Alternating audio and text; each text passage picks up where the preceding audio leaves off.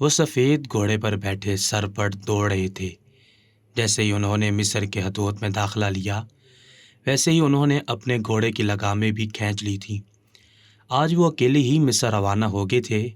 انہیں خبر ملی تھی کہ مصر میں کچھ ڈاکو گھس آئے ہیں اور وہ لوگوں کی زندگی حرام کر رہے ہیں۔ رعایا قاضی کے پاس جا کر شکایت درج کروا رہی ہے، لیکن کوئی بھی حل نکلتا ہوا نظر نہیں آ رہا۔ قاضی بالکل ہی لاپرواہ ہو چکا ہے۔ اس کی بھی خبر سلطان کو اچھے سے لینی تھی، لیکن اس سے پہلے وہ اپنی رعایا کو محفوظ کرنا چاہتے تھے۔ انہوں نے مصر میں داخل ہو کر ایک سکون کی سانس خارج کی تھی۔ یہ ایک واحد ملک تھا جہاں پر آ کر سلطان کو اپنائیت محسوس ہوتی تھی۔ یہاں پر ایک ایسا سکون قائم تھا جو کہیں پر بھی ڈھونڈنے سے انہیں نہیں ملتا تھا۔ یہاں پر ان کے خاص دوست معزز بزرگ بھی موجود تھے جو ان کی ہر مشکل گھڑی میں ان کے ساتھ کھڑے ہوتے تھے۔ ان کا وزیر ان کے ساتھ آنا چاہتا تھا، لیکن سلطان نے اسے آنے سے منع کر دیا تھا کہ تم وہیں ٹھہرو اور محل کے معاملات دیکھو، ہم جب تک کے لیے مصر سے آتے ہیں۔ سلطان سوائے اپنے وزیر کے کسی پر بھی بھروسہ نہیں کرتے تھے۔ ایسا نہیں تھا کہ ان کی فوج کے سپاہی غدار تھے یا پھر ان کی کنیزیں یا کوئی مشیر، لیکن سلطان کو اپنے وزیر پر انتہا سے زیادہ بھروسہ تھا۔ سلطان کی ایک خاصیت تھی، وہ کبھی بھی اپنے منصوبے کسی کو نہیں بتاتے تھے، نہ ہی وہ جو کرنے والے ہوتے تھے اس کا تذکرہ کسی سے کرتے تھے۔ اگر وہ کسی سے کرتے تھے تو صرف ان کا وزیر تھا، اس لیے انہیں ان پر خود سے زیادہ بھروسہ تھا۔ مصر میں رک کر انہوں نے پانی کا مشکیزہ اپنے لبوں سے لگایا اور ٹھنڈا ٹھار پانی اپنے حلق میں انڈے لیا۔ سکون کی ایک لہر انہیں اپنے جسم میں سرایت کرتی ہوئی محسوس ہوئی۔ گرمی کے یہ دن بہت زیادہ سخت تھے۔ سلطان کے ماتھے پر پسینہ پانی کی طرح بہہ رہا تھا۔ ان کا لباس پسینے کے باعث چپک کر گیلا ہو گیا تھا۔ انہوں نے اس وقت نہ کوئی شاہی لباس زیب تن کیا ہوا تھا اور نہ ہی کوئی شاہی سواری ان کے پاس موجود تھی۔ وہ بالکل عام انسانوں کی طرح اپنے محل سے سوار ہو کر مصر تک آئے تھے۔ انہوں نے طائرانہ نگاہ پورے مصر کے داخلی دروازے کی جانب ڈالی اور اس کے بعد وہ ایک بار پھر اپنی منزل پر گامزن ہو چکے تھے۔ ان کا ارادہ سب سے پہلے اپنے حجرے میں جا کر تھوڑی دیر آرام کرنے کا تھا۔ کافی مسافت کے بعد وہ مصر پہنچے تھے۔ اتنی لمبی سواری کی وجہ سے وہ کافی تھکن محسوس کر رہے تھے۔ تھوڑی دور چلتے ہی ان کا حجرہ آ گیا تھا۔ یہاں پر انہوں نے اپنے لیے پہلے ہی انتظامات کیے ہوئے تھے، کیونکہ اکثر انہیں یہاں پر آ کر ٹھہرنا پڑتا تھا۔ حجرے میں جا کر انہوں نے اپنے سر پر موجود امامہ شریف ایک جگہ رکھا۔ وہ باہر ہی گھوڑے کو کھوٹے سے باندھ چکے تھے اور اب اندر آ کر لیٹ گئے تھے۔ وہ کب نیند کی وادیوں میں کھو گئے انہیں کچھ علم نہیں تھا۔ کچھ دیر بعد ان کی آنکھ کھلی تو ہار بڑھا کر اٹھے۔ انہیں جلدی اٹھنا تھا، لیکن تھکن کے باعث انہیں بہت لمبی نیند آ گئی تھی اور اب وہ اٹھ کر پچھتا رہے تھے کہ وہ اتنی گہری نیند کیسے سو سکتے تھے۔ لیکن انہوں نے جلدی ہی خود کو واپس اپنے خول میں بند کر لیا تھا۔ جلدی سے اٹھے، وضو بنایا اور عصر کی نماز ادا کی۔ نماز ادا کرنے کے بعد اللہ تعالیٰ کی بارگاہ میں ہاتھ بلند کیے اور دل سے دعا کی، یا رب العالمین، میں یہاں پر بالکل تنہا ہوں، تیرے سوا میرا کوئی حامی و ناصر نہیں۔ یا اللہ، میری حفاظت کرنا، مجھ میں اتنا کامل یقین رکھنا کہ میں ان درندہ صفت ڈاکوؤں کا خاتمہ کر دوں جو میری رعایا کو پریشان کر رہے ہیں، ان کو میں نیست و نابود کر دوں، بس تو مجھ کو ہمت اور طاقت بخش۔ وہ کافی دیر تک اپنے رب سے محو گفتگو رہے تھے اور اس کے بعد اپنے سر پر کفن باندھ کر نکل گئے تھے۔ ان کا ارادہ اب ان ڈاکوؤں کو مسمار کرنے کا تھا۔ باہر آ کر انہوں نے سب سے پہلے اپنے حجرے کو بند کیا، اس کے بعد اپنے سفید گھوڑے کی پشت پر ہاتھ پھیرنے لگے تھے۔ یہ ان کا سب سے پسندیدہ گھوڑا تھا، جبکہ وہ گھوڑا سلطان کا لمس محسوس کرتے ہی ہنہنایا تھا۔ سلطان اس کو پیار دے کر اس کی پشت پر بیٹھ گئے تھے۔ اب ان کا رخ بازار کی جانب تھا۔ وہاں جا کر وہ معلوم کرنا چاہتے تھے کہ یہاں پر وہ ڈاکو کتنی بار لوٹ مار کرنے کے لیے آئے ہیں۔ ان کے پاس ان ڈاکوؤں کی کوئی بھی معلومات نہیں تھی۔ یہاں آنے کے بعد انہیں اپنے ذریعے ہی تمام معلومات اکٹھا کر کے ان ڈاکوؤں کے بسیرے تک پہنچنا تھا۔ ان کو اتنا تو اندازہ تھا کہ وہ ڈاکو کسی پہاڑی پر یا پھر کسی اندرون شہر کی جانب رہتے ہوں گے، لیکن اس سے پہلے سلطان ان کی شخصیت کے بارے میں جاننا چاہتے تھے تاکہ اس حساب سے وہ ان پر حملہ آور ہوں، اور سب سے اچھی معلومات انہیں بازار میں ہی ملنی تھی، کیونکہ وہ ڈاکو کئی بار بازار میں آ کر ہی لوٹ مار کر چکے تھے۔ ویسے تو مصر میں کئی بازار لگتے تھے، لیکن یہاں کا سب سے مشہور بازار بڑا بازار سے مشہور تھا۔ اس بازار کو بہت ہی بڑے پیمانے پر لگایا جاتا تھا۔ سلطان بزا اوقات خود اس بازار میں آ کر گم جاتے تھے۔ سلطان جیسے ہی اس بازار میں داخل ہوئے تو سب جگہ گہما گہمی تھی۔ دکانوں پر لوگوں کا رش ہی رش تھا، ہر جگہ سے آوازیں آ رہی تھی۔ کوئی کسی کو اپنی ریڑھی پر بلانے کی کوشش کر رہا تھا تو کوئی اپنی دکان کی تعریف کے پل باندھ رہا تھا، کوئی سبزی بیچ رہا تھا تو کوئی مچھلی فروخت کر رہا تھا۔ سب کا انداز ہی نرالا تھا۔ سلطان اتنا گہما گہمی میں پریشان ہو رہے تھے کہ وہ کس سمجھدار انسان کو مخاطب کریں اور اس سے تمام مسئلہ پوچھیں۔ وہ اس طرح سے کسی سے بھی اس بارے میں پوچھ نہیں سکتے تھے۔ ابھی تک انہوں نے اپنی شناخت کسی سے بھی واضح نہیں کی تھی۔ وہ خود کو چھپائے رکھنا ہی پسند کر رہے تھے، کیونکہ اگر ان کی شناخت کسی پر بھی ظاہر ہو جاتی تو انہیں فوراً ہی گھیر لیا جاتا اور ایک بادشاہ کی طرح ان کی آؤ بھگت ہوتی۔ لیکن اس وقت سلطان ایسا کوئی بھی پیار محبت والا مظاہرہ نہیں کرنا چاہتے تھے۔ انہیں ہر حال میں ان ڈاکوؤں کو پکڑ کر ختم کرنا تھا جو ان کی رعایا کے معصوم لوگوں کی روزی روٹی کو حرام سمجھ کر لوٹ رہے تھے۔ سلطان اس بازار میں داخل ہو چکے تھے۔ ان کی نگاہیں چاروں جانب گھوم رہی تھی۔ وہ کسی بھی ایسے شخص کو تلاش کرنا چاہتے تھے جو ان کو تمام معلومات دے سکے۔ یکدم ہی ان کے دل میں ایک خیال آیا، کیوں نہ میں سب سے پہلے ریڑھی والے سے اس بارے میں پوچھوں۔ سلطان نے اپنے قدم اس جانب بڑھائے، لیکن انہیں بہت مایوسی ہوئی تھی، کیونکہ وہ ریڑھی والا کوئی بڑا آدمی یا بوڑھا شخص نہیں بلکہ ایک معصوم سا بچہ تھا۔ سلطان ایسے چھوٹے بچوں کو کبھی بھی پریشان نہیں کرتے تھے۔ انہوں نے ایک بار پھر اپنے قدم آگے کی جانب بڑھا دیے تھے۔ ابھی وہ بازار کے بیچ میں ہی آئے تھے کہ اچانک ہی ان کے کان سے عجیب آواز ٹکرائی، جس کو سن کر سلطان یکدم ہی چونک سے گئے تھے۔ انہوں نے اس آواز کی سمت دیکھا تو ان کی آنکھیں حیرت سے باہر آنے کو ہو گئیں۔ انہیں یقین نہیں آ رہا تھا کہ وہ عورت کیا کہہ رہی ہے۔ وہ عورت جو بھی تھی کافی گھریلو قسم کی تھی۔ اس نے گلابی رنگ کا لباس زیب تن کیا ہوا تھا۔ اس لباس کی چنری سے اس نے اپنے چہرے کو بھی ڈھانپ رکھا تھا۔ اس کی آنکھیں صرف سلطان کو نظر آئی تھی۔ وہ تیز تیز آواز میں لوگوں کو اپنی جانب متوجہ کر کے بول رہی تھی کہ میں 8 گنا بیچتی ہوں، مجھ سے آ کر یہ 8 گنا لے لو۔ اس کے ہاتھ میں ایک چھوٹی پیالی تھی، جبکہ ایک بڑا پیالہ بھی اس کے پاس رکھا ہوا تھا، اور ارد گرد چھوٹی چھوٹی پیالیاں اس کے پاس موجود تھیں۔ سلطان کو کچھ سمجھ نہیں آ رہا تھا کہ یہ عورت کیا کہنا چاہتی ہے۔ وہ مسلسل ایک ہی بات کی گردان کرتی جا رہی تھی کہ 8 گنا لے لو، 8 گنا لے لو، میرا کام بن جائے گا۔ جبکہ سلطان اس بار خود کو روک نہیں پائے تھے۔ وہ اس عورت کی جانب بڑھنے لگے تھے، لیکن آدھے راستے پر ہی وہ رک گئے تھے۔ انہیں اس عورت کے قریب جانا بھی حماقت لگ رہی تھی۔ وہ عورت 8 گنا بیچ رہی تھی، یعنی اگر جو بھی شخص اس پیالے کو خریدتا اس کے حصے میں 8 گنا لکھ دیے جاتے۔ سلطان اس عورت سے بات کرنا بھی پسند نہیں کر رہے تھے۔ وہ وہاں سے مڑ جانا چاہتے تھے، لیکن تجسس کے ہاتھوں مجبور ہو کر وہ اپنی جگہ پر ہی ٹھہر گئے تھے۔ سلطان ابھی سوچ ہی رہے تھے کہ انہیں اس عورت کے قریب جانا چاہیے یا نہیں۔ اچانک ہی ایک آدمی اس عورت کے پاس آیا اور اسے کچھ اجرت دی، اور وہ مٹی کا پیالہ لے کر چلا گیا۔ سلطان حیران رہ گئے کہ یہ بدبخت لوگ کیوں پاگل ہو گئے ہیں۔ وہ عورت چیخ چیخ کر بتا رہی ہے کہ وہ 8 گنا بیچ رہی ہے، اور اس کے علاوہ بھی لوگ اس کے پاس جا رہے ہیں اور وہ مٹی کا پیالہ خرید رہے ہیں۔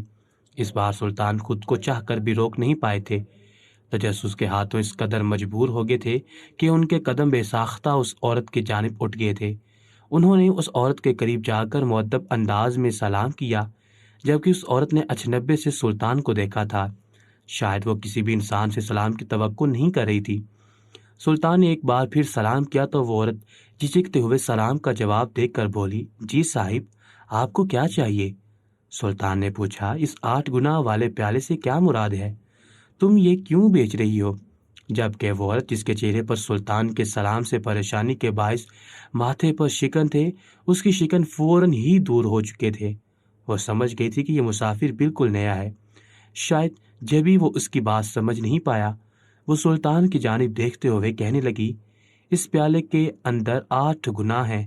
جو بھی شخص اس پیالے کو خریدتا ہے وہ لازماً 8 گناہ کرتا ہے، اور میں ایک پیالہ 10 سکوں میں بیچتی ہوں۔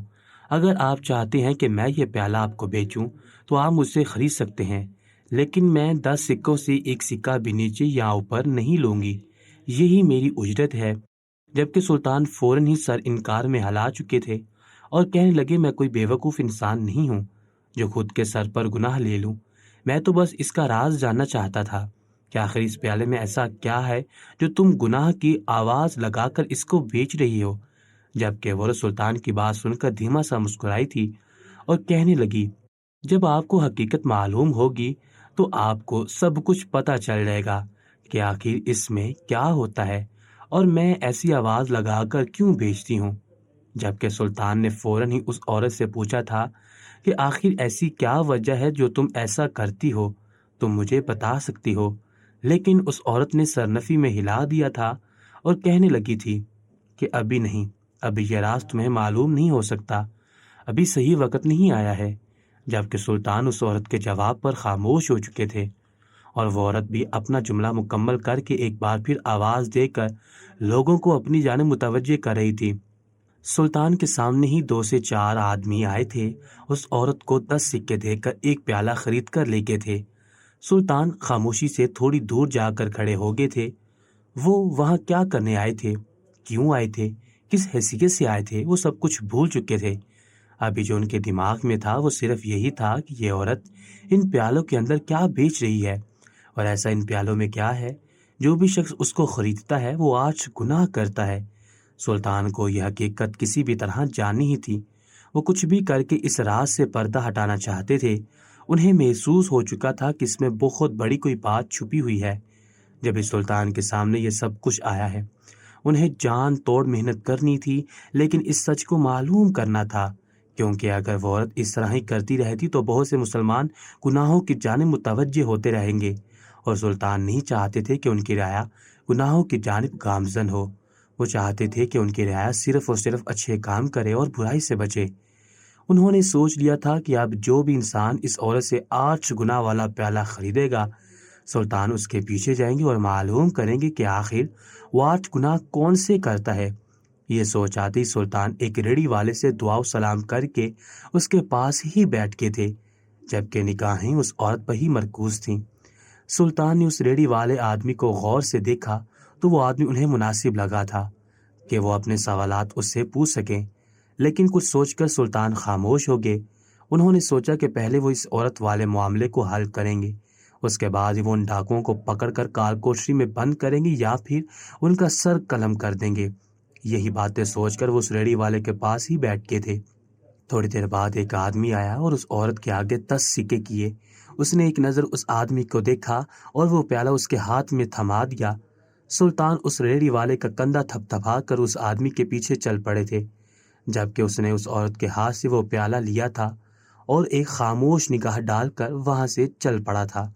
سلطان نے اس دوران ایک چیز محسوس کی تھی کہ اس عورت سے یہ 8 گناہ والا پیالہ خریدنے کے لیے ابھی تک کوئی خاتون نہیں آئی تھی، صرف اور صرف مرد حضرات ہی اس کے پاس آ کر وہ گناہ والا پیالہ خرید رہے تھے۔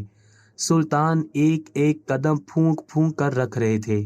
وہ کسی بھی صورت اس آدمی کی نگاہوں میں نہیں آنا چاہتے تھے، کیونکہ اگر وہ اس آدمی کی نگاہوں میں آ جاتے تو پھر اسے کبھی بھی وہ عمل کرتے ہوئے نہیں دیکھ پاتے جو وہ عورت بتا رہی تھی۔ وہ آدمی مصر کی پرانی گلیوں سے گزرتا ہوا ایک بڑے میدان کی جانب جاتا جا رہا تھا۔ سلطان بھی پتھروں کے پیچھے چھپ چھپ کر اس کے پیچھے ہی گامزن تھے۔ اچانک ہی اس نے ایک چھوٹی گلی کا رخ کیا، جبکہ سلطان اس کے ساتھ ہی تھے۔ وہ چلتا چلتا ایک پہاڑی کی جانب گامزن ہو گیا تھا۔ سلطان ان جگہوں سے بالکل واقف نہیں تھے، یہ جگہیں بالکل خفیہ بنائی گئی تھی۔ سلطان ایک ایک منظر کو اپنی نگاہوں میں نقش کرتے جا رہے تھے۔ انہوں نے سوچ لیا تھا کہ وہ ان تمام مسائل کا حل کرنے کے بعد ان گلیوں کا بھی سکون سے گشت کریں گے اور معلوم کریں گے کہ یہاں پر کون رہتا ہے۔ ابھی وہ انہی سب چیزوں کے بارے میں سوچتے ہوئے اس آدمی کے پیچھے تھے کہ اچانک ہی وہ آدمی ایک کالے دروازے والے گھر میں داخل ہو گیا تھا۔ سلطان نے ایک پل کو سوچا کہ انہیں اندر جانا چاہیے یا نہیں، لیکن تجسس کے ہاتھوں وہ اتنا مجبور ہو چکے تھے کہ ساری چیزوں کو پس سے پشت ڈال کر وہ اس کالے دروازے والے گھر میں داخل ہو گئے تھے۔ جیسے ہی وہ چھپ کر وہ اوپر چڑھ کر اس آدمی کے پیچھے گئے تو سامنے کا منظر دیکھ کر ان کا سر چکرا کر رہ گیا تھا۔ انہیں اب اس عورت کی بات حرف بہ حرف سمجھ آ گئی تھی۔ اس کا اس پیالے کو 8 گنا والا پیالہ کہنا، اس کے بعد 10 سکوں میں اسے بیچنا، ایک ایک چیزیں سلطان کو سمجھ آتی جا رہی تھی۔ اور جس جگہ وہ پہنچے تھے وہاں جانے کے بعد ان کے چہرے پر ایک دل فریب مسکراہٹ آ گئی تھی۔ تھوڑی دیر تک وہ وہیں ٹھہرے، تمام کاروائی ملاحظہ کرتے رہے۔ اس کے بعد وہاں سے لوٹ کر اس عورت کے پاس آ گئے تھے اور سیدھا اس کے قریب ہی بیٹھ چکے تھے، جبکہ وہ سلطان کو ایک بار پھر اپنی ریڑھی پر دیکھ کر دھیما سا مسکرائی تھی اور کہنے لگی، لگتا ہے صاحب آپ کو حقیقت معلوم ہوگی ہے۔ سلطان نے سر کو ہلکی جنبش دی اور کہنے لگے، تمہاری بدولت ہمارا ایک اور مسئلہ بھی حل ہو گیا ہے۔ ہم تمہارا شکریہ ادا کرنا چاہتے ہیں اور ساتھ میں یہ بھی جاننا چاہتے ہیں کہ تم یہ کام کیوں کر رہی ہو، جبکہ تم خود بھی اس بات سے واقف ہو کہ یہ غلط ہے۔ جبکہ وہ عورت سلطان کی بات سن کر ایک پل کو چپ ہو گئی اور پھر کہنے لگی، میں یہاں پر صرف کمائی کرنے کے لیے آتی ہوں، زیادہ باتیں بنانے نہیں، اس لیے آپ اب جا سکتے ہیں۔ آپ مجھے بہت موزوں لگتے ہیں کیونکہ آپ نے پہلی بار آتے ہی مجھے سلام کیا تھا، اس لیے میں نے آپ سے تھوڑی بات چیت کر لی تھی، لیکن اس کا ہرگز یہ مطلب نہیں کہ میں آپ کی باتیں یہاں بیٹھ کر برداشت کروں گی۔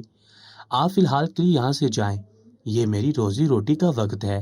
سلطان اس عورت کی بات سن کر مسکرائے اور اس کی جانب دیکھتے ہوئے کہنے لگے، کیا تم جانتی ہو میں کون ہوں؟ وہ عورت سلطان کی آواز سے یکدم ہی ٹھٹکی تھی۔ اس کی نگاہیں جو نیچے تھیں بے ساختہ سلطان کے چہرے پر مرکوز ہوئی تھی۔ وہ اب سلطان کے چہرے میں کچھ تلاش رہی تھی، شاید وہ سلطان کی آواز سے کچھ جان گئی تھی۔ سلطان ایک بار پھر بولے، کیا تم مجھے جانتی ہو؟ کیا میرے اثر سے واقف ہو؟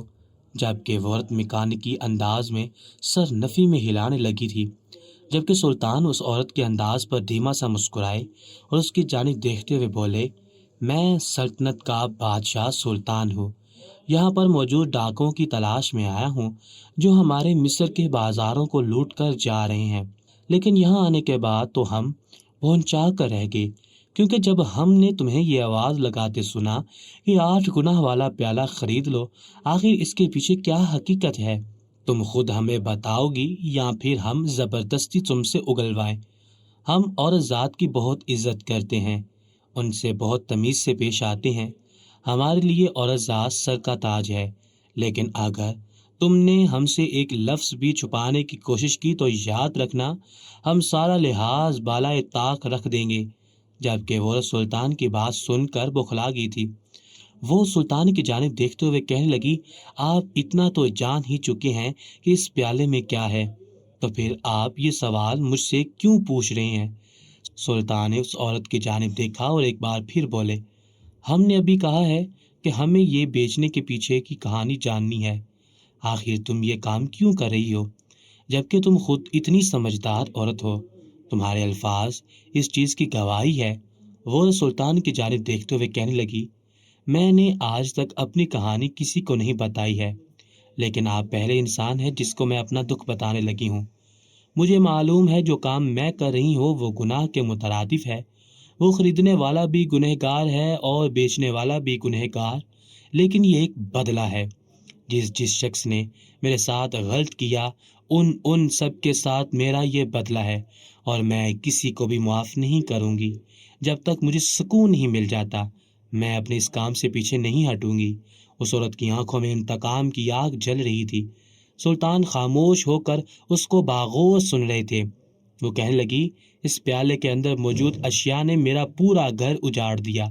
میں ایک خاندان والی عورت تھی، میں نے کبھی بازاروں کا رخ نہیں کیا۔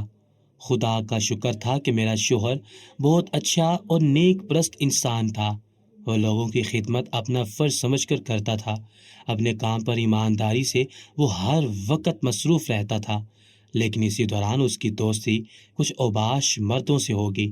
اس کے بعد میرا پورا گھر اجڑ گیا۔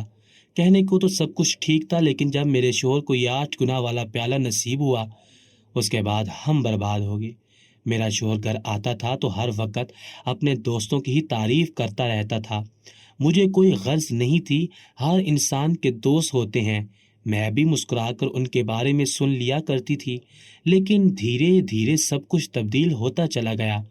ایک روز میرا شوہر گھر آیا تو اس کے پاس سے بہت گندی بدبو آ رہی تھی۔ میں فوراً ہی پہچان گئی تھی کہ میرے شوہر نے غلط مشروب پی لیا ہے، اور مشروب کوئی عام نہیں بلکہ وہ شراب تھی۔ میرے شوہر کو زندگی میں پہلی بار ان بدبختوں نے شراب پلائی تھی۔ اس رات تو وہ خاموشی سے سو گئے تھے کیونکہ ان پر نشہ چڑھ چکا تھا۔ صبح جب وہ بیدار ہوئے تو میں بہت غصہ ہوئی کہ یہ سب کیا تماشا ہے۔ تم اچھے بھلے اپنے کام میں مصروف رہتے تھے، تم نے کن لوگوں سے دوستی کر لی ہے؟ میرے یہ کہنے کی دیر تھی کہ اس نے مجھ پر ہاتھ چھوڑ دیا تھا۔ پہلی بار زندگی میں اس نے مجھ پر ہاتھ اٹھایا تھا۔ وہ مجھے اتنا مار کر گیا تھا کہ میرا پورا جسم تکلیف کے مارے دکھ رہا تھا۔ میرے بچے کونے میں سمٹے ہوئے بیٹھے آنسو بہا رہے تھے۔ کسی کو بھی یقین نہیں آ رہا تھا کہ میرا شوہر جو مجھ پر جان دیتا تھا وہ مجھ پر ہاتھ اٹھا کر گیا ہے۔ یہی حال میرا بھی تھا۔ میں سسکیوں سے رو رہی تھی۔ میرا پورا گھر دکھوں کے عالم میں گر گیا تھا۔ میرا جنت جیسا گھر جہنم بن گیا تھا، وہ بھی چند میرے شوہر کے دوستوں کی وجہ سے۔ میں بہت روئی۔ میں نے اللہ تعالیٰ سے خوب دعائیں مانگی، یا اللہ میرے شوہر کو ان دوستوں سے دور کر دے، خدا کے لیے میرا گھر اس طرح سے برباد نہ کر۔ لیکن شاید میری دعاؤں میں وہ تڑپ نہیں تھی، اس لیے میرے اللہ نے وہ دعائیں قبول نہیں کی۔ رات کو جب میرے شوہر گھر واپس آئے تو انہوں نے ایک بار پھر شراب پی ہوئی تھی۔ میں انہیں شراب کے نشے میں دیکھ خوف زدہ ہو کر ایک طرف کو بیٹھ گئی تھی۔ انہوں نے آتے ہی بچوں کو مارنا پیٹنا شروع کر دیا۔ میری چھوٹی بیٹی مجھ سے دور ہٹ کر اپنے بابا کے پاس چلی گئی تھی، اور یہی اس کی سب سے بڑی غلطی ثابت ہوئی تھی۔ میرے شوہر نے بے وجہ غصہ کر کے میری چھوٹی معصوم پھول جیسی بیٹی کو اتنا زد و کوب کیا تھا جس کی کوئی حد نہیں تھی۔ میں بیچ میں آ گئی تو مجھے بھی بہت مارا، گالیاں دی، ہم لوگوں کی زندگیوں کو چند ہی پل میں عذاب کر دیا۔ ان کا دماغ کام کرنا چھوڑ چکا تھا۔ مارنے کی وجہ سے ان کی سانس اکھڑنے لگی تھی تو وہ ایک طرف کو بیٹھ کے تھے، سینے کو تیز تیز مسرنے لگے۔ میری جان پر بن آئی تھی۔ جو بھی تھا، جیسا بھی تھا، میرا شوہر تھا، میرے لیے بہت عزیز تھا۔ اگر وہ 2 دن سے کچھ غلط کر رہا تھا تو میں پچھلے کئی سالوں کی محبت کو ایسے ہی مٹی نہیں کر سکتی تھی۔ میں نے فوراً ہی اس کی کفالت کی اور اس کو صحت یاب کر دیا۔ اگلے روز اس نے اپنے ہر اعمال کے مجھ سے معافی مانگی اور کہنے لگا کہ میں اب شراب نہیں پیوں گا، اور اگر ایسی غلطی کی بھی تو گھر نہیں آؤں گا۔ میں نے اس سے وعدہ کیا کہ نہیں، تم بس شراب نہ پیو، ہمارا گھر ویسے ہی جنت کر دو۔ میرے شوہر نے مجھ سے وعدہ کیا اور وہ کام کے لیے نکل گئے۔ میں سارا دن اللہ سے دعائیں کرتی رہی تھی کہ میرے شوہر کو ٹھیک کر دو، میرے شوہر کو اس طرح سے برباد نہ ہونے دو، لیکن وہی بات شاید میری دعا میں شدت نہیں تھی۔ رات کو جب میرے شوہر گھر واپس آئے تو انہوں نے شراب پی رکھی تھی۔ ان کی حالت دیکھ کر اس بار مجھے ترس آیا تھا۔ وہ بالکل نڈال ہو رہے تھے، انہیں وہ شراب بیمار کر رہی تھی۔ وہ ایک طرف کو لڑکھڑا کر گئے تھے۔ میں نے رات بھر ان کے سراہنے ہی میں گزاری تھی۔ وہ نیند کی آغوش میں ہی ایک بات بولتے جا رہے تھے، بس میں نہیں پینا چاہتا شراب، میری بیوی ناراض ہے۔ ان کے لبوں پر یہی گردان تھی۔ میں سمجھ نہیں پا رہی تھی کہ میں کیا کروں۔ اگلی صبح انہوں نے مجھ سے پھر معافی مانگی اور اپنے کام پر چلے گئے۔ میں ایک اور امید لے کر اللہ کے سامنے بیٹھ گئی، لیکن جب رات کو وہ آئے تو انہوں نے پھر شراب پی رکھی تھی۔ مجھ سے میرا زیور چھینے لگے، کہنے لگے میں نے شراب پی ہے، اس کے بدلے مجھے پیسے دینے ہیں، اگر میں نے نہیں دیے تو وہ لوگ مجھے مار دیں گے، اور تو کیا چاہتی ہے کہ یہ لوگ مجھے ختم کر دیں؟ میں خوف زدہ ہوگی۔ میں نے فوراً ان کے آگے اپنا تمام زیور رکھ دیا اور فوراً وہ زیور لے کر چلے گئے۔ اب یہ روز ہونے لگا۔ کچھ روز بعد انہوں نے چوری کرنا شروع کر دی، گھر کا سامان بیچنے لگے۔ دھیرے دھیرے انہوں نے ہمیں مکمل طور پر برباد کر دیا، اور ایک روز غصے میں آ کر اس نے اپنے دونوں بچوں کو اپنے ہاتھوں سے ختم کر دیا۔ میں کسی کام کے سلسلے میں باہر گئی تھی، اور جب میں گھر آئی تو میرے دونوں بچے مردہ پڑے تھے۔ میرا شوہر نشے کی حالت میں ان کے قریب ہی ہاتھ میں چھری لے کر گرا ہوا تھا۔ میرا جنت جیسا گھر اجڑ گیا تھا۔ میں بہت چلائی، روئی، لیکن وہ اس وقت بالکل بھی اپنے ہوش میں نہیں تھا۔ جب رات کو اس کا نشہ اترا تو اس نے اپنے بچوں کو تلاش کیا تو سب کچھ جب تک ختم ہو گیا تھا۔ محلے والوں کی مدد سے میں اپنے بچوں کو دفنا چکی تھی۔ جیسے ہی وہ جاگا تو میں نے اسے خوب سنائی، اسے برا بھلا کہا، گالیاں دی، اپنے گھر سے نکل جانے کے لیے بول دیا، اور جب میں نے اسے خونی کہا تو وہ اسی پل آپے سے باہر ہو گیا اور وہ دیوانہ وار ہونے لگا، خود کو پیٹنے لگا، اپنا سر دیوار میں مارنے لگا۔ میرے لیے سب کچھ کافی حیران کن تھا۔ میں اپنے بچوں کو کھو چکی تھی اور اپنے شوہر کو نہیں کھونا چاہتی تھی۔ میں اس کو روکنے لگی، اس کو کہنے لگی کہ میں نے تمہیں معاف کر دیا، میں تمہیں کچھ نہیں کہتی، بس رک جاؤ۔ لیکن وہ نہیں رکا اور اسی پل اس نے اپنے گلے کے آر پار چھری کر لی۔ میری پوری زندگی اجڑ گئی، میں برباد ہوگی، میرا ہنستا بستا گھر ختم ہو گیا۔ مجھے کچھ سمجھ نہیں آ رہا تھا میں کیا کروں۔ محلے کے لوگوں نے ہی مجھے عدت میں بٹھا دیا۔ عدت سے اٹھنے کے بعد میں نے تہیہ کر لیا تھا، جس وجہ سے میں ختم ہوئی، میرے گھر کو نظر لگی۔ اس شراب نے مجھے برباد کیا، اس طرح ہی میں سب کو برباد کر دوں گی۔ میں نے شراب کا کاروبار شروع کر دیا۔ اس مٹکے میں روز میں شراب بنا کر لاتی ہوں اور لوگوں کو آواز دے کر یہ شراب بیچتی ہوں کہ لوگ 8 گناہ کر لو۔ جو اس شراب کو پیتا ہے وہ ایسے ہی کرتا ہے۔ اپنے بچوں پر غصہ، چوری چکاری، مار دھاڑ، زنا، دماغ کا بند ہو جانا، طبیعت خراب رہنا، سانس لینے میں دشواری ہونا، اور ایسے کرتے کرتے ہم آخری موڑ پر آ کر کھڑے ہو جاتے ہیں، اور وہ آخری موڑ ہوتا ہے موت۔ وہ عورت صفاقی سے بول کر خاموش ہو گئی تھی، لیکن سلطان اپنی رعایا کو اس طرح برباد ہوتے نہیں دیکھ سکتے تھے۔ انہوں نے اس عورت کے سر پر ہاتھ رکھا اور دھیمے لہجے میں بولے، تمہیں ان سب چیزوں سے کیا حاصل ہو رہا ہے؟ اس نے سلطان کی طرف دیکھا اور کہنے لگی، بس یہ میرا انتقام ہے اور میں لوگوں سے انتقام لوں گی۔ سلطان یہ سن کر دھیما سا مسکرائے اور کہنے لگے، ایسا کچھ نہیں ہوتا، تم جو کر رہی ہو تمہیں چند پل کے لیے سکون مل رہا ہے، تسکین مل رہی ہے کہ تم انتقام لے رہی ہو۔ کیا تم یہ سب کر کے مکمل سکون میں ہو؟ کیا تمہیں ایک آرام دہ نیند آ جاتی ہے؟ تم انتقام کی آگ میں اپنی آخرت خراب کر رہی ہو۔ تم یہ نہیں جانتی کہ یہ دنیا تو عارضی ہے، اصل ٹھکانہ ہماری آخرت ہے۔ تو پھر اپنے لیے اپنی جنت کو جہنم کیوں بنا رہی ہو؟ اگر اللہ تعالیٰ نے تمہیں آزمائش میں ڈالا ہے تو تم اس پر ثابت قدم کیوں نہیں رہی؟ تم اس گناہ کی دلدل میں دھنسی جا رہی ہو۔ جبکہ اس عورت نے چونک کر سلطان کو دیکھا تھا۔ سلطان نے سر کو نفی میں ہلایا اور کہنے لگے، ابھی بھی وقت ہے، باز آ جاؤ، خدا نے تمہارے لیے ایک آسانی پیدا کی ہے، تمہیں ملازمت کی ضرورت ہے، تم ہمارے محل میں آؤ، ہم تمہیں ملازمت دیں گے، اور تمہارے بدولت آج ایک بہت بڑی نیکی کا کام ہوا ہے۔ جب اس آدمی کے پیچھے گیا تو ہمیں معلوم ہوا کہ ان ڈاکوؤں کا ٹھکانہ کہاں پر ہے۔ اب ہم وہاں جلدی ان کا خاتمہ کر کے اپنے شہر لوٹیں گے۔